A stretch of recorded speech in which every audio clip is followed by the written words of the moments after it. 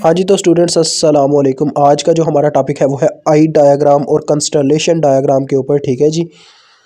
तो आई डायग्राम ये बच्चों एक स्पेसिफिक हमारे पास टॉपिक है। ये क्या करता है जी, हमें बताता है कि हमारा डाटा जो है वो कितने हद तक यानी कि ट्रांसमीटर से रिसीवर तक ट्रांसमिट हो चुका है, यानी रिसीवर पे कितना क्लियरली रिसीव हुआ है। तो इस चीज़ पर हम बात करते हैं। देखिए हम क्या करते हैं, हम डाटा जब भी डिलीवर करते हैं या ट्रांसमिट करते हैं तो वो एक बिट्स की फॉर्म में होता है। डिजिटल डिजिटल डाटा की बात हो रही है। ठीक है, डिजिटल डाटा हमेशा बिट्स की फॉर्म में क्या किया जाता है, ट्रांसमिट किया जाता है। तो बिट्स आपको पता है 1001, ये कंप्यूटर लैंग्वेज है जो कि खुद एक मशीन समझती है। मशीन लैंग्वेज वैसे इसको ज़्यादातर नाम से बुलाया जाता है।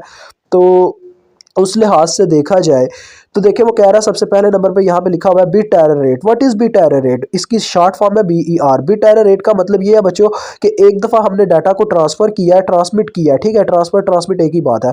तो उसमें कितनी बिट्स जो हमारी यानी कि वेस्ट हो गई, यानी कि इंफॉर्मेशन जिसमें इंक्लूड थी वो क्या हुई, मिस इन्फॉर्मेशन बन गई, यानी कि वो किसी वजह से उनमें एरर आ गया। ठीक है, तो वो जितनी बिट्स यानी कि हमारी पर ट्रांसमिट रेट के लिहाज से ज़ाया होती है ना, उसको हम बिट एरर रेट कहते हैं। लाइक मैं एक दफ़ा सिग्नल को ट्रांसमिट करता हूँ, मेरा 3 बिट का डाटा जो है वो ज़ाया चला जाता है, तो that is called its bit error rate is 3। ठीक है, ये चक्कर है।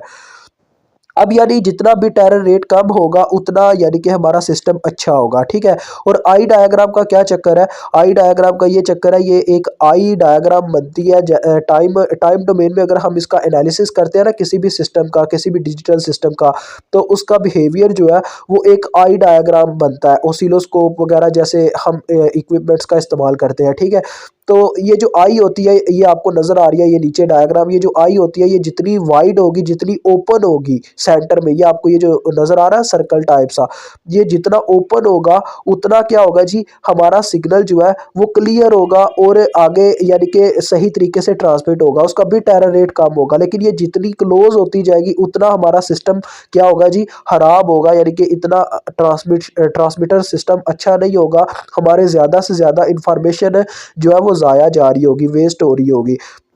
अब सबसे पहले ये नीचे सिस्टम को समझते हैं। देखिए वो कह रहा है ये एक बेस बैंड सिग्नल है, यानी हमारा बेसिस सिग्नल, और ये यहाँ पे सिग्नल जनरेटर है जो हाई फ्रिक्वेंसी यानी कैरियर सिग्नल का काम कर रहा है। एक ऑसिलेटर लगा हुआ है। ठीक है, तो आगे यहाँ पे एक मॉड्यूलेटर लगा हुआ है। ये जिनके नोट्स है ये थोड़ा सा प्रॉब्लम है, यानी कि धुंधला सा, यानी इसमें स्केन हुआ है, कोई मसला नहीं।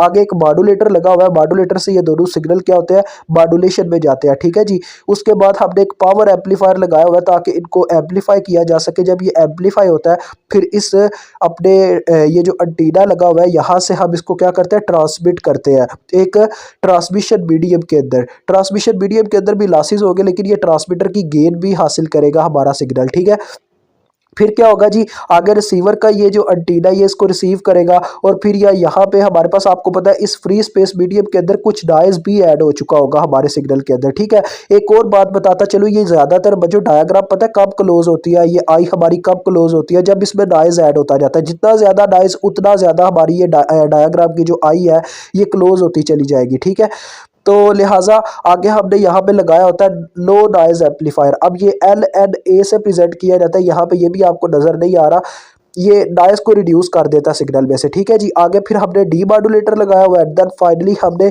बेस बैंड एम्पलीफायर लगा हुआ है जो हमारे मैसेज सिग्नल को एम्पलीफाई कर देगा, और आगे जाके स्पीकर या जो भी आपका मोबाइल यानी जिस पे आपने वो मैसेज सिग्नल को रिसीव किया होगा वो आपको रिसीव हो जाएगा। ठीक है जी, ये सारा सिस्टम है।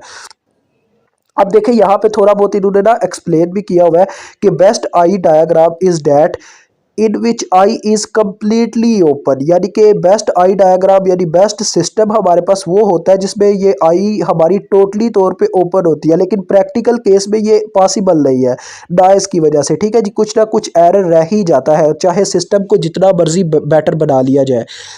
तो लिहाजा ये इसमें कुछ बातें थी जो मैंने आपको बताई है। इसके बाद आगे चलते हैं हम। तो चले आए, अब हम बात करते हैं आगे कंस्टलेशन डायग्राम की। कंस्टलेशन डायग्राम जस्ट बच्चों आई डायग्राम की तरह ही है, ये भी एनालिसिस ही करके बताएगा कि एक सिस्टम कैसा वर्क कर रहा है, यानी उसका बिट एरर रेट कैसा है, एक्सेट्रा। ठीक है, तो चक्कर क्या है, बस वो फ़र्क ये लाएगा कि यहाँ ये टाइम डोमेन में करता है, वो करता है फ्रीक्वेंसी डोमेन में। ठीक है, फ्रीक्वेंसी और फेज डोमेन में। अब देखें ये थोड़ा सा आपको बता दूं कि जैसा कि उसने यहाँ पे देखें ये सिग्नल आपके सामने लेके दिखाया हुआ है कि हमारा जो मैसेज सिग्नल था वो किस फॉर्म में था, वो एक स्केयर सिग्नल टाइप था, यानी बिट टाइप सा डिजिटल डाटा आ रहा था उसमें। देखें 0 1 0 1 0 1, ठीक है। और ये एक हमने क्या लिया हुआ था अपने पास से, ये एक साइनोसाइडल सिग्नल था, अपना high frequency signal, carrier signal. तो ये दोनों मिलके आपके सामने यहाँ पे आ रहे हैं। तो यहाँ पे अक्सर क्या होता है जब हम यानी कि बिट्स बढ़ा देते हैं ना अपने सिग्नल को, यानी कि हायर लेवल पे ले जाते हैं। लाइक मैं आपको बताता हूँ इसकी मिसाल, लेकिन वो कंस्टलेशन पढ़ेंगे तो तब आपको पता चलेगी। चले मैं थोड़ा सा आपको यहाँ पे हिंट देता हूँ। हमारे पास बच्चों कई सिस्टम हमने डेवलप कर लिए हुए हैं। लाइक हमारे पास 8 फेज शिफ्ट कीइंग है, उसके बाद 16 फेज शिफ्ट कीइंग है, उसके बाद आगे हमारे पास क्वाड्रेचर फेज शिफ्ट कीइंग आ चुका हुआ है, ठीक है। QPSK भी आ चुका हुआ है और QAM भी है, यानी कि क्वाड्रेचर एम्पलीट्यूड मॉड्यूलेशन। तो इनमें मसला क्या है कि इसमें हम एट अ सेम टाइम यानी कि एक सेकंड के अंदर बहुत सी बिट्स को क्या कर सकते हैं, ट्रांसमिट कर सकते हैं, अपनी इंफॉर्मेशन आगे पहुंचा सकते हैं। लेकिन उसमें बिट एरर रेट का बहुत ज़्यादा खतरा है, यानी कि नॉइज़ बहुत ज़्यादा आ जाता है उसमें। उसकी रीज़न ये है कि हमारे जो मतलब के सिस्टम के अंदर बिट्स हैं, यानी कि जैसा कि आपको पता है 16 मैंने बोला, तो ये 16 पॉइंट्स होते हैं, ठीक है। 16 पॉइंट्स का मतलब ये ट्रांसमीटर के 16 पॉइंट्स हैं जो रिसीवर के करीब करीब है। इनके सर्कल जब इनके एक क्रॉस ना एक सर्कल बनता है, एक रेडियस बनता है, एक आई टाइप सा। तो ये आपस में क्या करते हैं, ये आपस में यानी कि कह लो मर्ज भी हो जाते हैं कभी कभार। तो मर्ज होने से आपको याद होगा हमने जब अपना वो स्टडी किया था फॉरियर ट्रांसफॉर्म में आपको याद होगा एक क्वेश्चन था अपना सैम्पलिंग का। सैम्पलिंग के अंदर क्या हुआ था कि हमारा सिग्नल जो है जब दूसरे के साथ मर्ज हुआ तो उसकी थोड़ी सी इंफॉर्मेशन जो थी वो बीच में से करप्ट हो गई, यानी कि ज़ाया चली गई। तो यही असल मसला बनता है, जैसे जैसे हम बिट्स बढ़ाते जाते हैं एक तरफ बेनिफिट हो रहा होता है कि हम एट अ सेकेंड बहुत ज़्यादा इंफॉर्मेशन को ट्रांसमिट कर सकते हैं, लेकिन उसका एक नुकसान भी होता है कि उसका बिट एरर रेट बहुत ज़्यादा यानी कि जो है इंक्रीज कर जाता है। तो लिहाजा फिर हमें क्या करना पड़ता है, हमें अपने सिस्टम की तो हमने क्वालिटी को बेहतर बनाया, लेकिन सिग्नल की क्वालिटी को भी बेहतर बनाना पड़ता है, ठीक है। ये इसका हल है। तो चले यार आगे बढ़ते हैं। अब यहाँ पे इन्होंने थोड़ा सा ये ड्रा करके भी दिखाया हुआ है, ठीक है, यानी कि ये 2 PSK लग रहा है मुझे। हाँ देखें ये लिखा हुआ है 2 बिट्स ट्रांसमीटर, ठीक है। 2 PSK की बात की गई है। ये देखें 2 पॉइंट्स हैं और इनके इर्द गिर्द सर्कल बन रहे हैं, यानी कि ये डाटा ट्रांसमिट करने का एक रेडियस जनरेट कर रहे हैं, ठीक है। बाइनरी फेज शिफ्ट किंग इसे कहा जाता है। ये देखें binary phase shift king BPSK। बहुत इजी है यार, मैं कहता हूँ बहुत इजी है, कंसेप्ट लो जस्ट। अगर आपको यहाँ पे कोई प्रॉब्लम आता, कोई समझ नहीं आती, तो आप हमारा चैनल ओपन करके एक और है प्रिंसिपल ऑफ कम्युनिकेशन सिस्टम का हमारे पास क्या नाम है कोर्स, उसको जाके स्टडी कर सकते हैं। कम्युनिकेशन सिस्टम नहीं, प्रिंसिपल ऑफ कम्युनिकेशन सिस्टम। ये कुछ कनाडा के बच्चे थे उनको मैंने स्टडी करवाया था, तो उसके अंदर ये हमने स्टडी किया था ओवरऑल। तो देखिए वो कहता है in ideal case CD diagram यानी कि constellation diagram creates dots of 0 and 1, but in practical due to noise it creates clusters. यानी कि क्या होता है जो अपना मतलब कि कंस्टलेशन डायग्राम होता है वो BPSK के केस में यानी कि बाइनरी फेज शिफ्ट कीइंग में क्या करता है कि या तो डॉट्स जनरेट करता है 0 और 1 पे। अब 0 और 1 का पता क्या मतलब है, ये देखें ये यहाँ पे 0 है, यहाँ पे 1 है, ये दो डॉट्स जस्ट आइडियल केस में जनरेट होता है। लेकिन प्रैक्टिकल केस में क्या होगा, नॉइज होने की वजह से इनके इर्द गिर्द भी एक क्लस्टर जनरेट होना लग पड़ेगा। ये क्लस्टर जनरेट हो रहा है यानी कि इंफॉर्मेशन मिस इन्फॉर्म हो रही है, इंफॉर्मेशन जो है वो बिट एरर रेट को इंक्रीज कर रही है। ये देखें बिट एरर अकर, ठीक है। अब देखें मैं आपको एक बात समझाता हूँ, ये तो 2 PSK है यानी कि बी की वैल्यू 2 है। अगर यहाँ पे होते बच्चों 4 पॉइंट्स मींस यहाँ पे भी एक पॉइंट होता, ऊपर भी एक पॉइंट हो जाता, तो उनके क्रॉस भी क्लस्टर बनते हैं। मेरी बात समझिएगा, क्लस्टर बनने से ये इसके साथ ओवरलैप हो जाते, इसका क्लस्टर और उसका क्लस्टर, और आपकी इंफॉर्मेशन वहां पे क्या हो जाती, जाया हो जाती। ये असल में आपको बात बता रहा हूँ, जितने ज्यादा पॉइंट्स पर आओगे। अब मैं आपको बताता हूँ जब 16 पॉइंट्स होते हैं तब हम कैसे लिखते हैं। देखें टोटल आपके पास 4 क्वाड्रेंट्स होते हैं ना, एक ये होता है, एक ये होता है, एक ये होता है, एक ये होता है।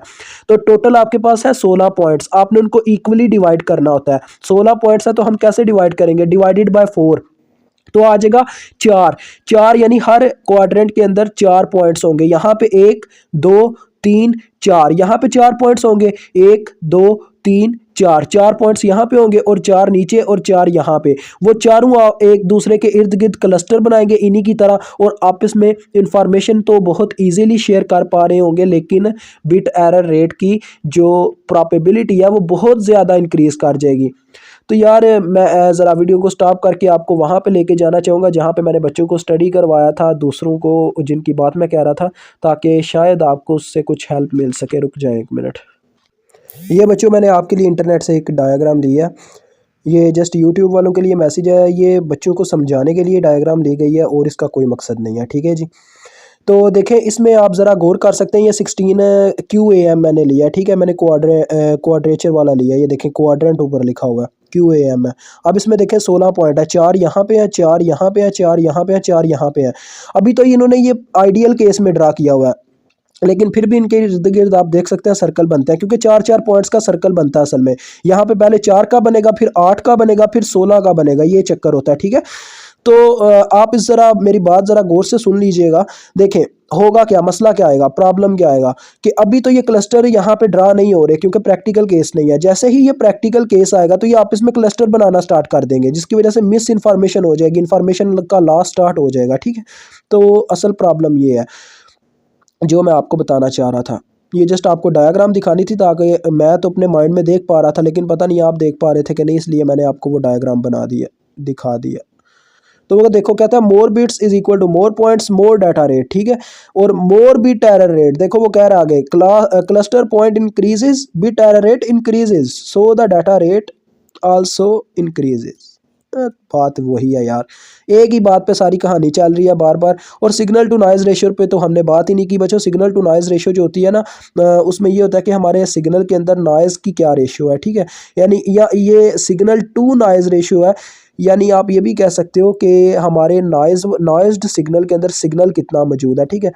तो ये जितनी ज़्यादा होती है उतना हमारा जो सिग्नल है ना वो मतलब कि बेटर होता है। सिग्नल टू नॉइज़ रेशियो जो है वो जितनी ज़्यादा होगी इसकी मतलब वैल्यू, उतना अच्छा सिग्नल हमारा होगा।